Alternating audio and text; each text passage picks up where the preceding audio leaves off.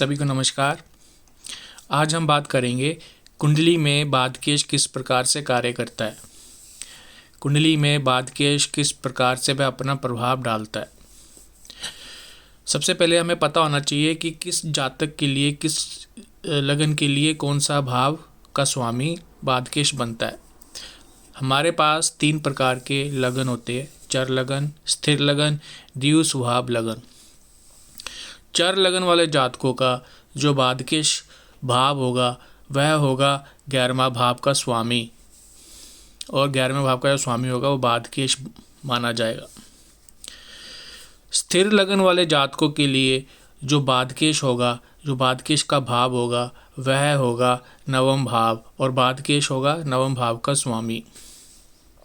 द्वितीय स्वभाव लगन वाले जातकों के लिए जो बादकेश का भाव होगा वो होगा 7वां भाव, और 7वां भाव का जो स्वामी होगा वो बादकेश होगा द्वितीय स्वभाव लगन के लिए।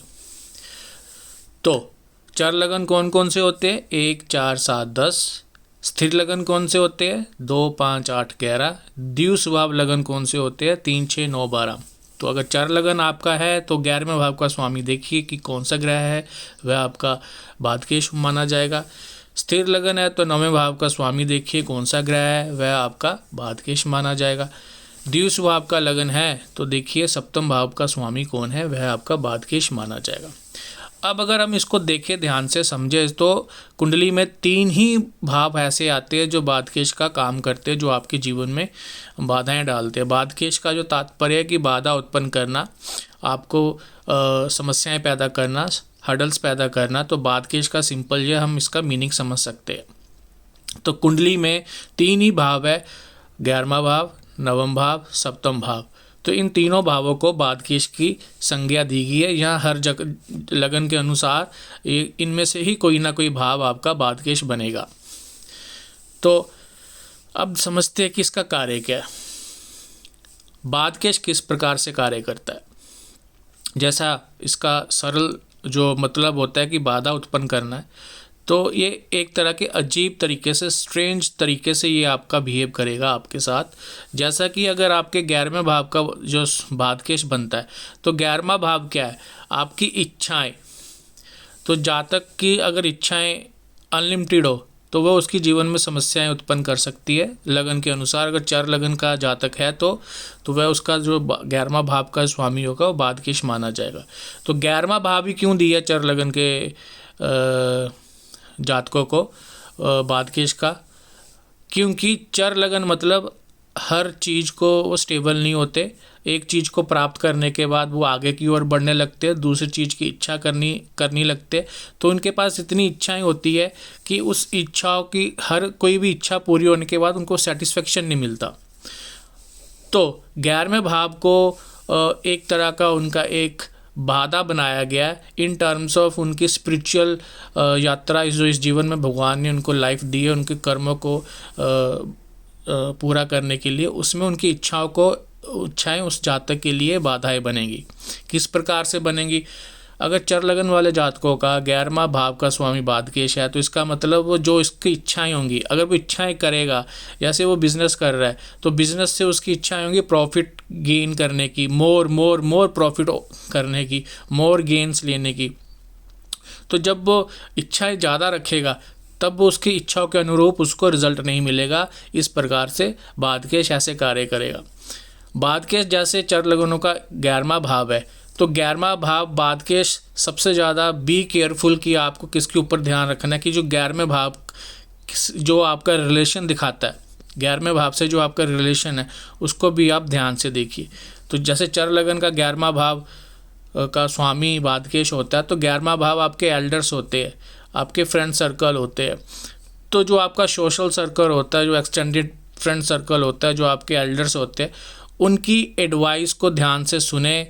उनकी एडवाइस सुनने के बाद तुरंत फैसला ना करें, अपना विवेक अवश्य लगाए और be careful about the elders advice. तो कहने का तात्पर्य है कि जो रिलेशन उस भाव से निकलता है, उस रिलेशन जो भी आपके जीवन में आता है, जैसे आपका बड़ा भाई या आपके फ्रेंड सर्कल, उनकी जो एडवाइस जो आपको देते हैं उनसे थोड़ा बच के रहे और अपना डिसीजन भी ऑल्सो सोच समझ के उनके जो एडवाइस उन्होंने दी है वो आपको कहीं ना कहीं बाधा उत्पन्न कर सकती है।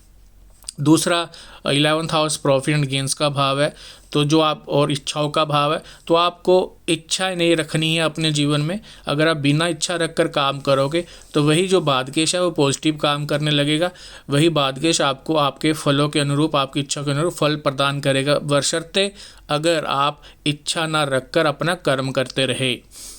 तो सबसे पहले हमें यह समझना चाहिए। दूसरा भाव भगवान ने दिया है जो बादकेश का दिया है, सप्तम भाव दिया है। अब सप्तम भाव भी बादकेश, जैसे कि आपके पार्टनर का, आपके जीवन साथी का, जो आप रिलेशनशिप बनाते हो, जैसे पार्टनर, स्पाउस, अपने ट्रेड बिजनेस में, वह भी कहीं ना कहीं आपकी जीवन यात्रा में बाधक का काम करते हैं आपके जीवन की उन्नति में। तो उनकी एडवाइस, आपके पार्टनर की एडवाइस से आप सतर्क रहे, जिनका भी सप्तम भाव का स्वामी बादकेश बनाओ।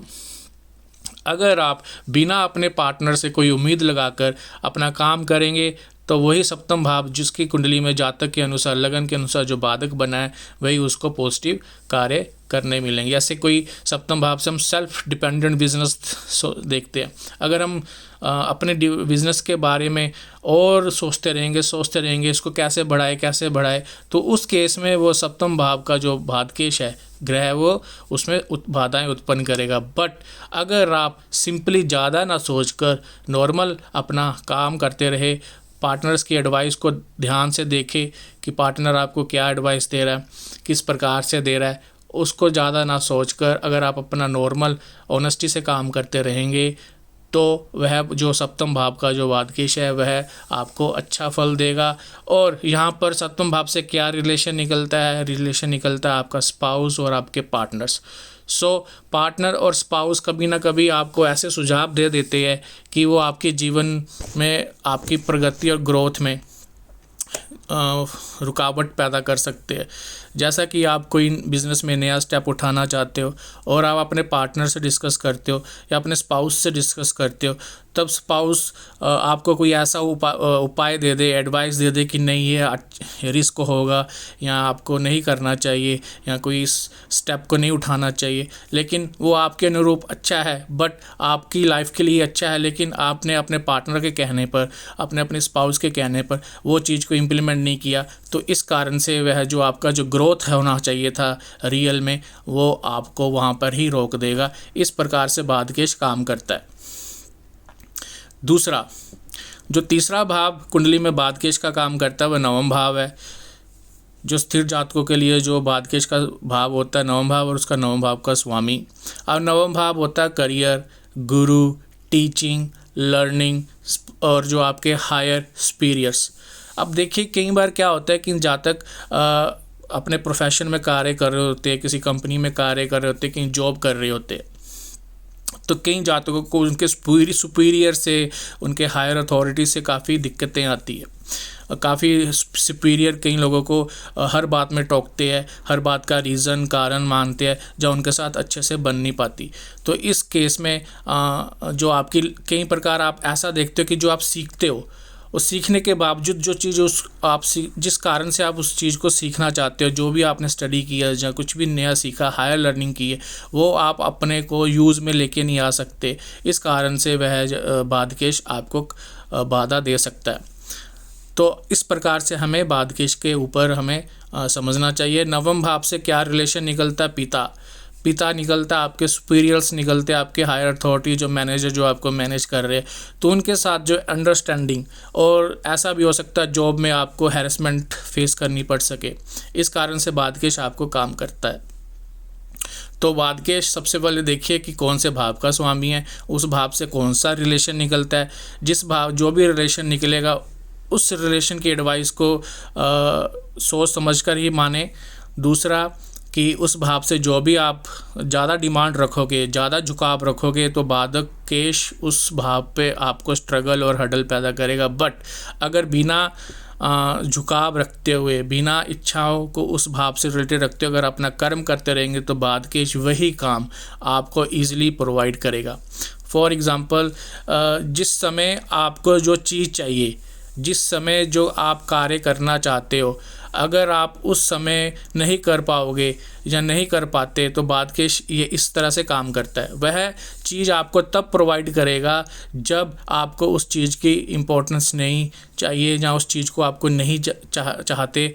जब उस चीज़ को कहने का तात्पर्य बाद केश किस प्रकार से काम करेगा कि जब आपको कोई चीज़ चाहिए, जिस समय चाहिए उस समय ना देकर वो उस समय आपको वो चीज़ प्रोवाइड करता है जब आपको उसकी कोई ज़रूरत नहीं है। तो इस प्रकार से बाद केश हमारी कुंडली में कार्य करता है।